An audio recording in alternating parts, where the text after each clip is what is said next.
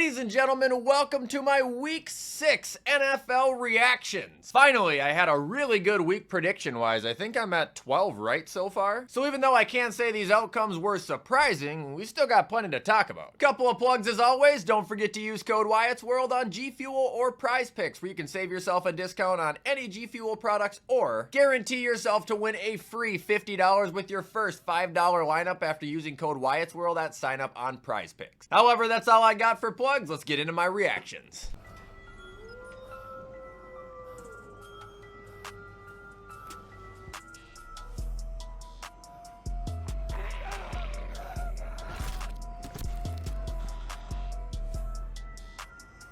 Alright, so kicking off with Thursday Night Football, we had the 49ers laying the smackdown on the Seahawks. We got to see Brock sling the rock for 255 and 3 touchdowns. His pocket presence continues to be one of the most insane things I've ever seen. Rushing was led by, this'll be good, Isaac Guerrero with 10 carries for 99 yards, stepping in the absence of a very productive Jordan Mason, who just unfortunately got hurt. Rushing touchdown came from Juszczyk. Receiving touchdowns came from Debo and George Kittle, who had 2 of them. However, Debo led the team in receiving at 102 yards, and looking at the defense, even though they only got 1 sack on the day, other than a little break in the third quarter, they were on Geno's ass like no tomorrow. Looking at the Seahawks now, yeah, Geno, he didn't have his best game. 30 for 52, 312, 1 touchdown, 2 picks. Kenneth Walker, other than his touchdown, was not productive at all. Receiving was led by Tyler Lockett. DK Metcalf wanted to murder his offensive coordinator. And the Seattle defense was not able to pick off Purdy or sack him 1 time, even though, like I said, they made a couple great attempts at it. It's just his pocket presence is unbelievable. I will say it was very nice that Seattle was able to make this a game in the third quarter for a little bit, though. Good W, San Fran.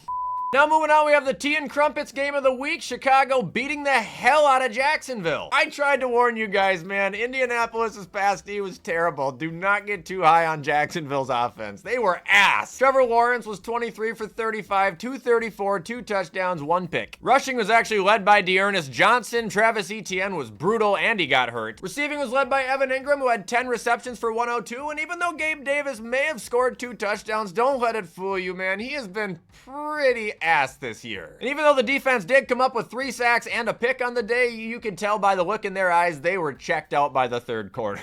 And at Chicago now, Caleb 23 for 29, 226, 4 touchdowns, 1 pick. Where are the Caleb haters at? This motherfucker froze Trayvon Walker in his tracks and then proceeded to throw a touchdown. I believe that was to Cole Kmet. It was disgusting. Rushing was led by D Swift, who had 17 for 91 and a score. Receiving was led by Cole Kmet, who had 5 for 70 and 2 touchdowns, and then Keenan Allen, who had 41 yards and 2 touchdowns. The defense came up with 4 sacks and an interception, being led by Jalen Jones with 9 tackles. Dominant performance.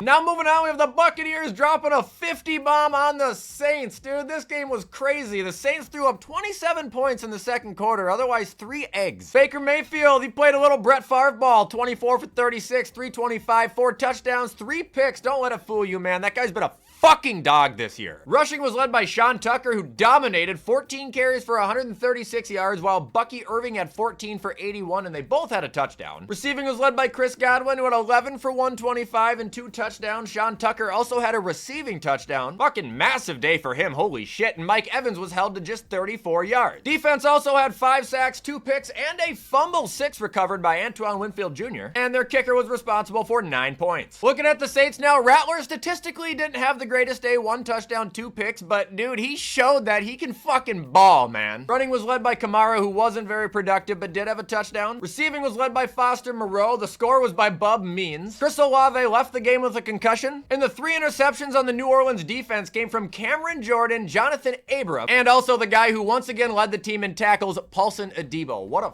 fucking year for him. Sadly, just not a great game for the Saints.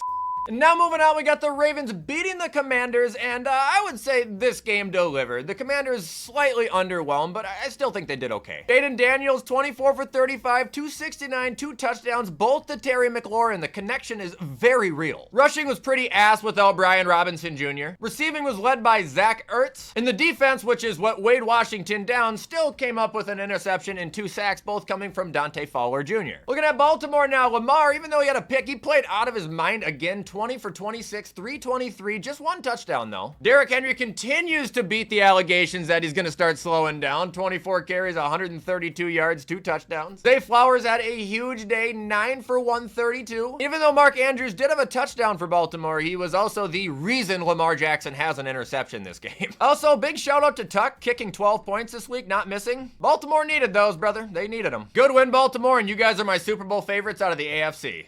All right, now moving on, we have the one game I'm pretty sure that I was wrong on, and that's Arizona getting pulverized by Green Bay. I mean, Arizona, this was just lousy of you guys, and I know you lost James Conner and Marvin Harrison Jr. basically right away, who I both started in fantasy. Go fucking figure. But it just wasn't an impressive performance from you guys at all. Kyler just breaking 200 passing yards, 1 touchdown. Your leading rusher had 26 yards. Trey McBride had a fantastic day, 8 for 96. Michael Wilson had the 1 touchdown. Your defense, other than the 1 pick from Sean Murphy Bunting, like you guys just had no answer for Green Bay. Jordan Love, 258, 4 touchdowns, 1 interception. Rushing led by Josh Jacobs, only 62 yards on the day. Receiving was led by Christian Watson with 68 yards and a score. Romeo Doubs with 49 and 2 touchdowns. It turns out he is actually really good and actually worth throwing the ball at, right? I've always been a Doubs guy. Jaden Reed logged in a touchdown. And if my eyes are not deceiving me, Xavier McKinney didn't have an interception this game. Whatever, their defense allowed 1 offensive touchdown all day. I don't think anybody's gonna bitch. Now moving on, we got the Colts beating the Titans, and I think they wisely started Joe Flacco here. Even though Joe did have 1 goofy pick, if I saw it right, he still threw 2 touchdowns. Rushing was absolutely terrible. Trey Sermon's just awful. Receiving was led by Josh Downs, who had 66 yards and a score, and the other score came from Michael Pittman Jr., who I didn't think was gonna play. Defense was led by Zaire Franklin with 8 tackles. Both him and EJ Speed are top 5 for tackles in the league right now, and the 1 pick came out of Julian Blackmon. Looking at the Titans now, their offense is dog shit. Will Levis under 100 yards, 1 touchdown, 1 pick, and 1 meme. Actually, there might be 2 memes out of this game. Tony Pollard is the only effective part of their offense with 93 yards for 1 touchdown. Diop led the team in receiving. Nick Westbrook had the touchdown, and Calvin Ridley did not haul in a single catch. Aren't you glad you paid him like $90 million or whatever the fuck it was? Regardless, their interception came from Amani Hooker and L'Jarius Sneed. He's got to be thinking some type of way right now. I feel bad for him. Now moving on, we have the Texans kicking the Patriots' ass pretty much as I predicted they would. CJ Stroud, 192, 3 touchdowns. Joe Mixon dominated rushing, 102 with 1 touchdown, and Dameon Pierce actually had a tremendous day with 8 carries for 76 yards and a score of his own. Receiving touchdowns all went to Diggs, Tank Dell, and Joe Mixon. Like I said, he was just a tank yesterday in general. And looking at the defense, Will Anderson led with 6 tackles, 3 sacks. It was complemented with a 4th one by Danielle Hunter. Patriots now, Drake May, 243, 3 touchdowns, 2 picks. Yeah, I know one of them may have been ugly. I didn't see the other one. But I think what's important to take out of this is that Drake May can throw the fucking rock, man. He can hit a receiver in stride. He can hit them where they can get extended yardage. May also led the team in rushing, 5 for 38. Demario Douglas led in receiving, while him, Keyshawn Bout, and Hunter Henry all had touchdowns. And Marcus Jones came up with the interception, and other than that, I'm not sure there's much to compliment considering they allowed 41 points on the defensive side of things. May not have been a win, New England, but it might have been morally now that you got to see what you got coming. Now moving on, we have the Eagles barely beating what I consider the worst team in the league, and then Nick Sirianni, who now has a shaved head, talk shit to the fans after the game. His own fans, by the way. Looking at Cleveland first, it's the Cleveland Browns. It's the same shit every single week, literally. Offense sucks. Defense holds up their own. Browns are 1-5. Looking at the Eagles now, I honestly don't think they played all that well. Like Jalen Hurts, he might have had 2 touchdowns, but was 16 for 25. The run game was extremely limited. Receiving was highlighted by A.J. Brown and Devontae Smith, who both had scores, and A.J. had 6 for 116. But had these 2 not been here, or just one of these 2 not been here, the Eagles wouldn't have won the game. Well, probably wouldn't have. I don't know. To me, there are things you can look at positively to take out of the game if you're a Philly fan, like Jalen Carter getting a sack, Cooper DeJean getting half a sack, Nakobe Dean leading the team in tackles. All nice to see. But I'd be pretty damn embarrassed if you barely just got past, literally, like I said, one of the worst teams in football, and your coach is acting like you should be kissing his ass. Now moving on, we have the Chargers beating the Broncos, where the Broncos apparently made a comeback in the 4th quarter, but I was checked out long before that. On the Chargers, Herbert threw for 230 and a touchdown. J.K. Dobbins led the team in rushing at 96 yards and a score. Simi Fehoko led the team in receiving. Kamani Vidal had the touchdown. And it looks like Elijah Molden had the interception. Whatever happened to Quentin Johnston? Like, he just cooled off. Also, I'm not sure what it was about, but Jim Harbaugh had to go to the medical tent for something. He did come back out, if I'm not mistaken. Looking at the Broncos now, Bo Nix, 19 for 33, 216, 2 touchdowns, 1 pick, also leading the team in rushing at 61 yards. Kind of an underrated aspect of him, honestly. Receiving touchdowns were hauled in by Cortland Sutton and Troy Franklin. Receiving was led by Devon Vele. In the Denver defense, even though I think they held their ground considerably well, they just had no point support until the very end of the game when it was just too damn late.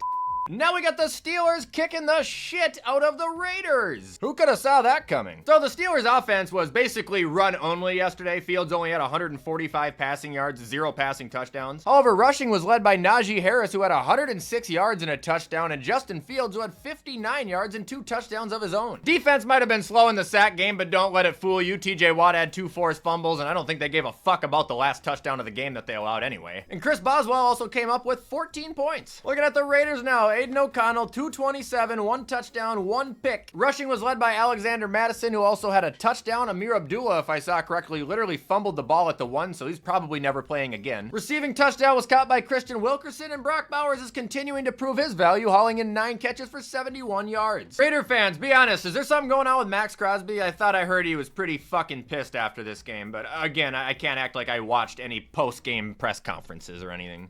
Now we got the Falcons beating the Panthers 38-20, and Bijan Robinson finally had a great game. Rushing, I actually think, did most of the work here for Atlanta. I mean, Kirk did have 225 and a touchdown, but Algier had 105 yards and a touchdown. Bijan Robinson had 95 yards and 2 touchdowns. And they both averaged above 5 yards a fucking carry. Receiving in Atlanta was led by Drake London, although Kyle Pitts did have 3 for 70. AJ Terrell and Clark Phillips came up with the picks, and the team defense was led by none other than the man I was just talking about, Mike Hughes. Looking at Carolina now, Andy Dalton, 2 touchdowns, 2 picks on the day. Rushing was led by the Chuba Hubbard imposter. Receiving was led by Deontay Johnson, even though both him and Big X had touchdowns for Carolina. And their defense, as you can imagine, didn't get a sack or an interception, considering they had the ball ran down their throat for 3 hours straight. Another rough outing for Carolina.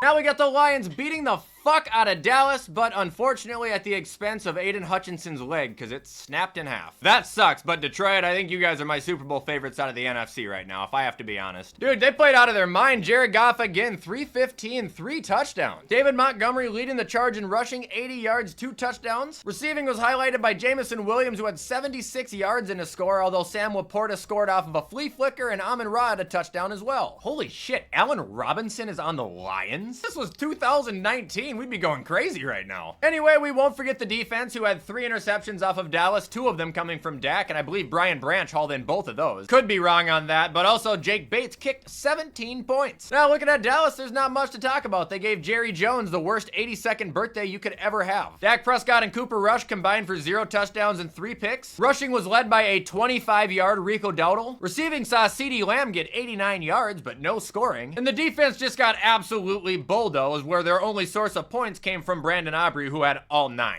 Dallas, I'm sorry, but I genuinely think that this was the worst game I've seen you guys play in several years. You guys might be fucked.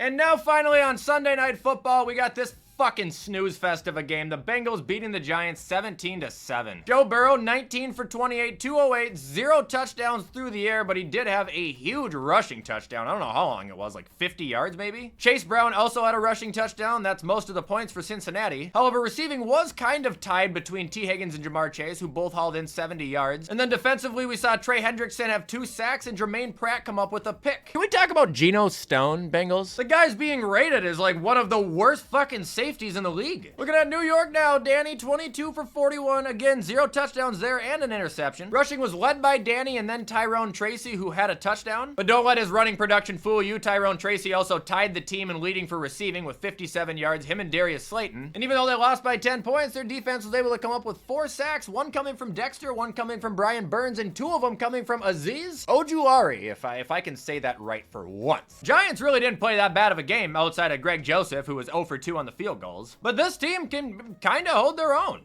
And that is going to be all for my Week 6 NFL reactions, everybody. I hope you enjoyed this video, and if you did, please show support because you know I appreciate it. In the meantime, I'm going to get this edited so you guys can watch it on time. I hope you have a fantastic rest of your week. Enjoy Monday Night Football, and as always, I will see you in the next video.